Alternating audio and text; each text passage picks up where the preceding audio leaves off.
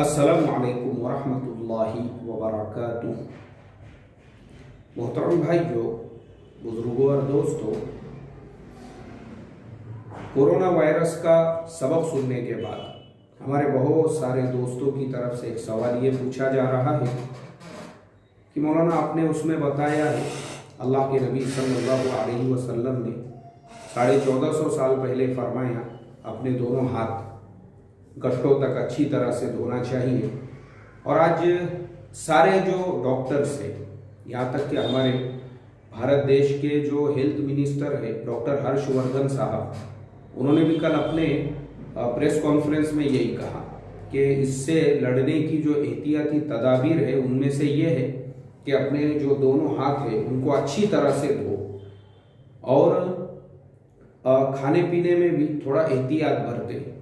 तो बहुत सारे लोगों का जो सवाल आ रहा है वो खाने पीने के बारे में यही कि नॉनवेज हमने खाना चाहिए या नहीं, क्योंकि बहुत से लोगों की गलतफहमी ये है कि शायद नॉनवेज खाने से कोरोना वायरस फैल रहा है या बढ़ रहा है। इसके बारे में जब हमने स्टडी की, तहकीकात की और इसके जो एक्सपर्ट्स है उनसे जब हमने बातचीत की तो पता ये चला कि कोरोना वायरस और जो नॉनवेज है उसका एक दूसरे से कोई ताल्लुक नहीं है। चाइना में जो कोरोना वायरस हुआ वो इसलिए क्योंकि वो लोग जिंदा नॉनवेज खा रहे थे। अगर आप नॉनवेज को अच्छी तरह से आग पर पकाकर खाते हो, जैसे हमारे यहाँ पर मोस्टली हम लोग जो नॉनवेज खाते हैं वो ऑलरेडी पका हुआ होता है। अब जैसे बारबेक्यू करके बहुत से लोग नॉनवेज खाते हैं, जैसे सीख कबाब होता है, जैसे तंदूरी चिकन होता है, जैसे लेग पीस जो है चिकन 65 उसका किया हुआ होता है, ये पकी हुई शक्ल है। जैसे बहुत सारे लोग सालन की शक्ल में उसको खाते हैं, तो अलग अलग टाइप की ग्रेवीज होती है, उसका मुगलाई होता है, चिकन अफगानी होता है और उसके अंदर जो है फिर कीमा वगैरह लोग बनाते हैं अपने घरों के ऊपर, या बिरयानी की शक्ल में होता है। तो चूंकि हम लोग उमूमन जो खाते हैं वो ऑलरेडी उसको पकाते हैं, पका हुआ होता है। तो अगर आप कोई भी चीज पकी हुई खाते हैं तो कोई प्रॉब्लम नहीं है।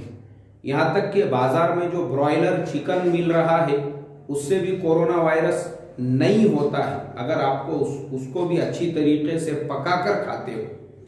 तो इसलिए मेरे दोस्तों, मैं आप तमाम लोगों से यही रिक्वेस्ट करूंगा, आप गलतफहमी का शिकार ना रहे। नॉनवेज जैसे आप पहले खाते थे अभी भी खाइए, अल्लाह का शुक्र अदा करते हुए खाइए। अल्हम्दुलिल्लाह, अल्लाह की नेमत है।